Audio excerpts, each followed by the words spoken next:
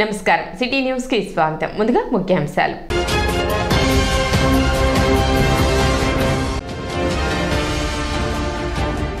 ప్రశాంతంగా జరిగిన municipal council సాధారణ సమావేశం.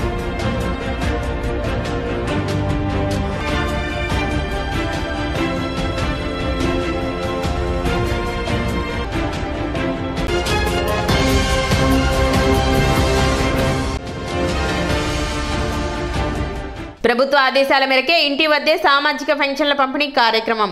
మున్సిపల్ కమిషనర్ బండి శేషన్న వెల్లడి.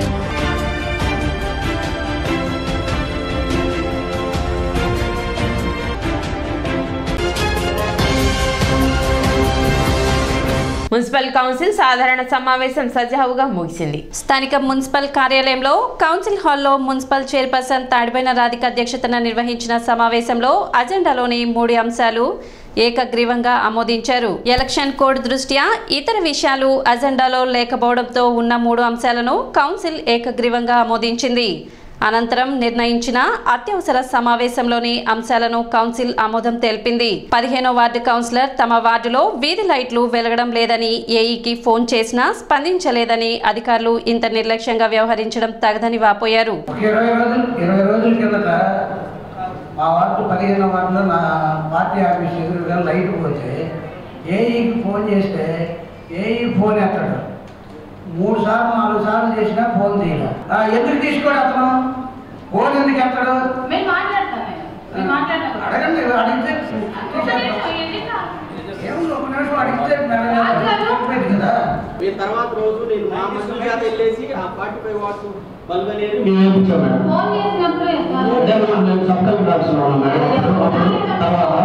ఫోన్ చేయలేదా మేడం? ఎలక్ట్రీషియన్ పంపించేసి అక్కడ 45 వాట్స్ మన లైట్ వేసాం మేడం. బిల్లు పంపి తెలుగు తీసుకోరు. తీసుకోరు సార్. యాక్చువల్గా అది పంపించాను నీకు. ఫోన్ చేస్తే ఎత్తలేదు. తర్వాత కాల్ చేసిన తర్వాత చేశా, మళ్ళా ఎత్తలేదు. ఆ బిల్లు పంపించారు, బిల్లు తీసుకోలేదు. మళ్ళా చేసా, ఫోన్ ఎత్తలేదు. దానికి ఒక్కసారి కూడా ఎందుకు ఎత్తలేదు అనేది దానికి కారణం ఏంటి? తీసుకొని అన్నాడు. 2 సార్లు తీశారు సార్. ఆ బిల్లు వేరే వాళ్ళు చేసింది కాంట్రాక్ట్ పంపిస్తే మీరు తీసుకోవాలి. అదన్నా చెప్పాలి.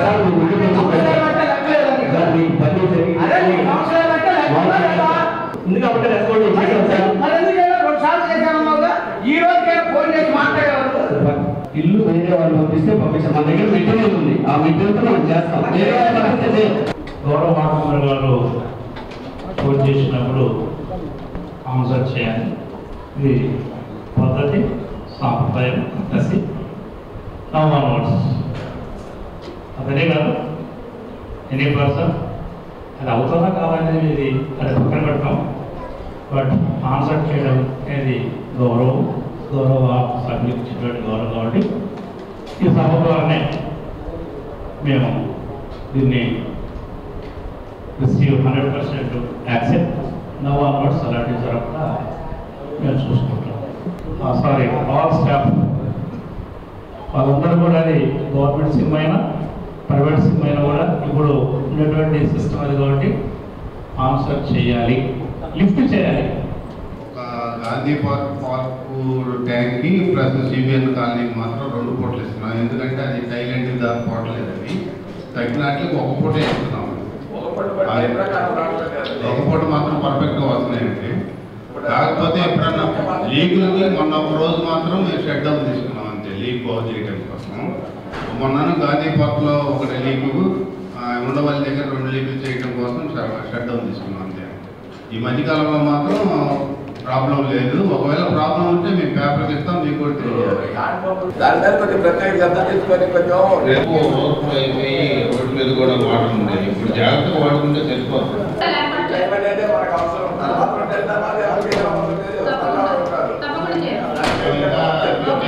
పెట్టారు మీరు, అప్పుడే పెట్టుకోవాలి. చూసే వాళ్ళకి ఎట్లా అనిపించింది?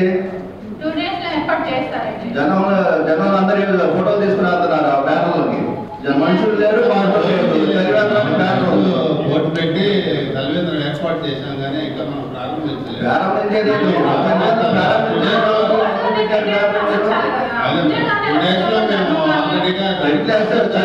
ఓటు పెట్టారు, జనం అందరూ ఆడ కట్టేసి ఉండే మనుషులు లేరు, వాళ్ళు పెట్టారు, ఆడొకటి ఈడొకటి అన్ని చోట్ల. సాధారణ సమావేశం అనేది 30వ తారీఖు 4వ నెల 2024 స్టార్ట్ చేస్తాం జరిగింది. ఈ రోజున అన్ని 3 అంశాలు ఆమోదించడం జరిగింది. అత్యవసర సమావేశం ఏర్పాటు చేశారు 12ంటికి. అలానే ఈ రోజున ఆ అంశాలు 2 అంశాలు ఆమోదించడం జరిగింది. ప్రజలకి ఎలాంటి సమస్య ఉన్నా కూడా మేము ఈ శానిటేషన్ కానివ్వండి, వేరే ఏదైనా సరే మేము అందుబాటులో ఉన్నాము. ఏదన్నా మీ వార్డులో ఏదైనా చిన్న చిన్న సమస్యలు ఉంటే మా దృష్టికి తీసుకొస్తే వెంటనే దాన్ని పరిష్కరిస్తానని చూస్తాము. తెనాలి అసెంబ్లీ పరిధిలో ఓటర్లకు స్లిప్పులను అందజేసే ప్రక్రియ మంగళవారం నుండి ప్రారంభించినట్లు మున్సిపల్ కమిషనర్ బండి శేషన్న తెలిపారు. బూత్ లెవెల్ అధికారులు ఇంటింటికి తిరిగి ఓటర్ స్లిప్పులను పంపిణీ చేస్తారని తెలిపారు. ఓటింగ్ శాతం పెరగడానికి ఓటర్లకు స్లిప్పులు ఎంతగానో ఉపయోగపడతాయన్నారు. బిఎల్ఓస్ మీ అందరికీ కూడా ఎవరైతే ఓటర్స్గా ఉన్నారో వాళ్ళందరికీ ఓటర్ ఇన్ఫర్మేషన్ స్లిప్ అని చెప్పేసి ఎలక్షన్ కమిషన్ ఆఫ్ ఇండియా వారు ఇచ్చినటువంటి ఆదేశాలకు అనుగుణంగా వారు చెప్పినటువంటి ఆ పద్ధతిలో ప్రింటెడ్ కాపీస్ వచ్చి మీ ఇంటికి ఇస్తుంటారు స్లిప్పులు. ఆ కార్యక్రమం ఈ రోజు నుంచి స్టార్ట్ అయింది. ఎవరికైతే ఎన్ని ఓట్లు ఉన్నాయో ఆ యొక్క ఓటర్స్ను కలుసుకొని మా బిఎల్ఓస్ మీ ఇంటికి వచ్చి ఇస్తారు. మీరు ఆ యొక్క స్లిప్ పుచ్చుకున్న వాళ్ళందరూ కూడా రిజిస్టర్లో సంతకాలు పెట్టండి.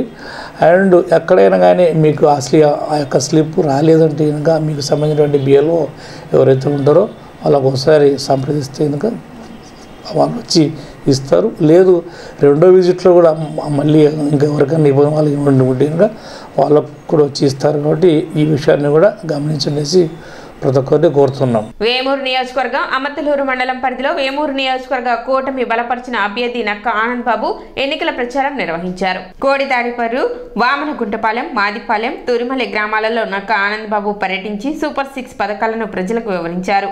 అడుగడుగున జనం నీరాజనాలు, మహిళామణులు హారతలతో నక్క ఆనంద్ బాబుకు స్వాగతం పలికారు. మే 13వ తేదీ జరిగే ఎన్నికలలో సైకిల్ గుర్తుపై ఓటు వేసి నన్ను అఖండ విజయం చేకూర్చాలని కోరారు. ఈ కార్యక్రమంలో వేమూరు మండలం తెలుగుదేశం, జనసేన పార్టీ నాయకులు, కార్యకర్తలు అధిక సంఖ్యలో పాల్గొన్నారు.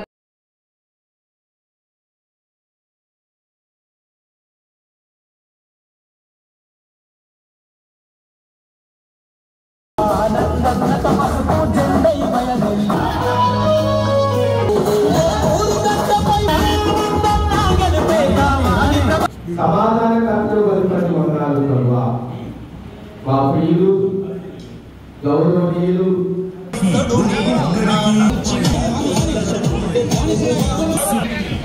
కూటమి పార్టీల అభ్యర్థులతో ప్రాంతానికి ప్రజలకు మంచి జరుగుతుందని, ప్రజలు తమపై పెట్టుకున్న నమ్మకాన్ని నిలబెట్టుకుంటామని ఉమ్మడి పార్టీల తెనాలి ఎమ్మెల్యే అభ్యర్థి నాదెండ్ల మనోహర్ అన్నారు. నాదెండ్ల మనోహర్ తలపెట్టిన తెలుగు జన చైతన్య పాదయాత్రలో భాగంగా కూటమి పార్టీల శ్రేణులతో కలిసి నాదెండ్ల మనోహర్ పట్టణంలోని 31, 32 వార్డుల్లో పర్యటించారు. ఈ సందర్భంగా వార్డు ప్రజలు మనోహర్కు ఘన స్వాగతం పలికారు. తెలుగు మహిళలు మనోహర్కు హారతులు పట్టి ప్రచార కార్యక్రమాన్ని ముందుకు నడిపారు. వార్డులో ప్రజల యోగక్షేమాలు విచారిస్తూ మనోహర్ ఎన్నికల ప్రచారం నిర్వహించారు. మనోహర్ను పలువురు వార్డులోని నివాసితులు ఉమ్మడి ప్రభుత్వంతోనే పేదలకు మంచి జరుగుతుందని, మీరు అధికారంలోకి రావాలంటూ వారి అభిప్రాయాలను వ్యక్తం చేశారు. ఈ సందర్భంగా మనోహర్ మాట్లాడుతూ తమపై ప్రజలు పెట్టుకున్న నమ్మకాన్ని నిలబెట్టుకుంటామని, తెనాలి ప్రాంతంలో నెలకొని ఉన్న సమస్యలను పరిష్కరించి ప్రజలకు ప్రశాంత వాతావరణం అందిస్తామని తెలిపారు. తమకు మద్దతు తెలుపుతున్న ప్రతి ఒక్కరికి కృతజ్ఞతలు తెలిపారు.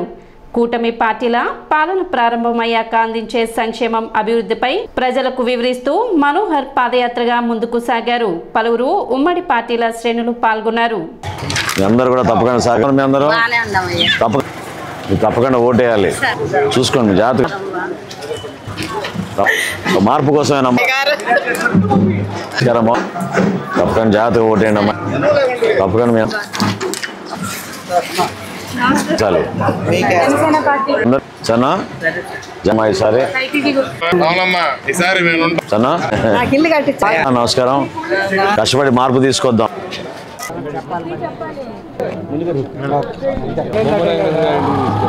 నువ్వు లేని కూడా నువ్వు ఆయన దగ్గర అట్టా మాట్లాడుతున్నావు.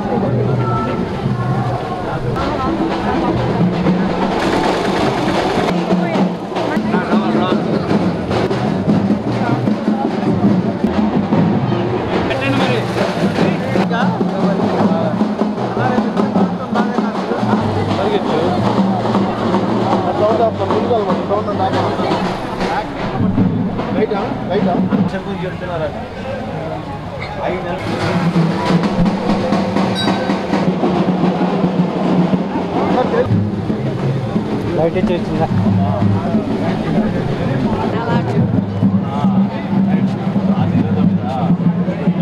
32 వార్డులో ఎన్నికల ప్రచారంలో భాగంగా స్థానికంగా కౌన్సిలర్గా ఎన్నుకోబడ్డ మానసారెడ్డి గారు, తెలుగుదేశం పార్టీ నాయకులు అందరం కూడా కలిసికట్టుగా ఈ ప్రజల్లోకి వెళ్తున్నప్పుడు మాకు అర్థమైన కొన్ని అంశాలు, ఈ రోజుకి కూడా ఎక్కడ చూసినా ఇల్లు కట్టుకోవాలనే ఒక తపనతోటి ప్రజలు ఉంటే ప్రభుత్వం నుంచి తగిన విధంగా సహాయం అందలేదు. అదేవిధంగా 31వ వార్డులో ప్రధానంగా ఈ కాలువల గురించి చాలామంది ఆ సమస్యలు లేవనెత్తారు. ఆరోగ్య సమస్యలు కూడా చాలా తీవ్రంగా ఉన్నాయి. నేను అనుకోవడం ఎక్కువగా ఈ గంజాయి విపరీతంగా తెనాల్లో విస్తరించడం, అదేవిధంగా మందు ఏదైతే ప్రభుత్వం ఒక నిర్లక్ష్యంతో కేవలం కొంతమంది జేబులు నింపుకోవడానికి కోసం వాళ్ళు చేసిన ప్రయత్నంలో భాగంగా ఎంతోమందికి ఆరోగ్య సమస్యలు ఈ రోజున ఈ చెత్త మందు ఏదైతే జగన్మోహన్ రెడ్డి గారి బ్రాండ్ ఉందో జే బ్రాండ్ మందు సరఫరా చేస్తున్నారో దాని ద్వారా అనేక ప్రాంతాల్లో ప్రతి ఒక్కరు కూడా ఇబ్బంది పడే పరిస్థితి. గ్రామాల్లో అదే పరిస్థితి, వార్డుల్లో కూడా అదే పరిస్థితి. చేతికి పని లేదు, పని చేసుకోవాలన్నా కూడా వాళ్ళకి సరైన రీతిలో ప్రభుత్వం నుంచి సాయం అందడం లేదు. ఇప్పుడే కొంతమంది యువత కలిశారు, వాళ్ళు కూడా పాపం ఎదురు చూసేది మన రాష్ట్రానికి ఎప్పుడు పెట్టుబడులు వస్తాయి, కొత్తగా సాఫ్ట్వేర్ కంపెనీస్ వస్తే మేము వలసలకి ఇతర ప్రాంతానికి వెళ్లకుండా మన ప్రాంతాల్లోనే మనం చక్కగా కార్యక్రమాలు చేసుకోవచ్చు, సాఫ్ట్వేర్ ఇండస్ట్రీస్ మన ప్రాంతానికి వచ్చేట్టు సహకరించమని వాళ్ళు కూడా కోరారు. జగన్మోహన్ రెడ్డి గారి మేనిఫెస్టో నిన్న మరొకసారి చూస్తే మనకే అర్థమవుతుంది. ఆయన అబద్ధం ఆడితే కొత్త కాదు, నిజం చెప్తేనే మనం వింతగా చూడాలి. ఎక్కడ నిజాలు లేవు దాంట్లో. ఏదైతే వీళ్ళు ప్రతిరోజు పెట్టుబడులు పెడుతున్నాం, అద్భుతంగా అభివృద్ధి చేస్తున్నాం అన్నారో మనం లెక్కలు తీస్తే నేనే ఆశ్చర్యపోయాను. 773 కోట్ల రూపాయలు ప్రతిరోజు ఆంధ్రప్రదేశ్ ప్రభుత్వానికి ఆదాయం కింద వస్తుంది. 773 కోట్లు సరిపోగా వీళ్ళు కొత్తగా మళ్ళీ ఇంకో 160 కోట్ల రూపాయలు ప్రతిరోజు అప్పులు తీసుకొస్తున్నారు. 900 కోట్ల రూపాయలు వీళ్ళ చేతిలో ఉంటే అభివృద్ధి కార్యక్రమాలపైన వీళ్ళు ఖర్చు పెట్టేది కేవలం 42 కోట్ల రూపాయలు. ఈ విధంగా చేస్తే ఎవరు వస్తారు మన ప్రాంతానికి పెట్టుబడులు పెట్టడానికి, ఎవరు వస్తారు మన ప్రాంతానికి ఉపాధి కల్పించడానికి? 31, 32 వార్డులో చాలామంది పాపం పేదరికంలో ఉన్నారు. ఆ పేదరిక నిర్మూలన కోసం స్కిల్ డెవలప్మెంట్ చేయాలి, కొత్త ఉద్యోగ అవకాశాలు కల్పించాలి.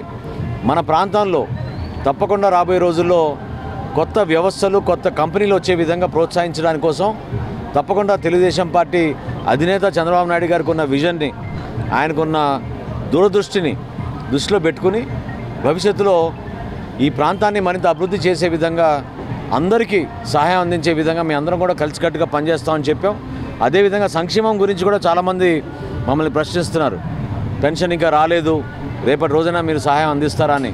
తప్పకుండా ఏదైతే పెన్షన్లు ప్రస్తుతం ఉన్నాయో దాదాపు 9 నెలల నుంచి వీళ్ళు కనీసం ఆ పెన్షన్లు ఖాళీగా ఉన్న పెన్షన్లు కూడా వీళ్ళు కొత్త వాళ్ళకి ఎవరికి ఇవ్వలేదు. రేపు ప్రభుత్వం రాగానే తప్పకుండా ఆ పెన్షన్లు కూడా చంద్రబాబు నాయుడు గారు ప్రకటించినట్టు 4,000 రూపాయలకి పెంచి ప్రతి ఒక్కరికి కూడా త్వరలోనే పెన్షన్ అందే విధంగా పూర్తి స్థాయిలో మేము ఆదుకుంటాం. ఇప్పుడు చిన్న విరామం.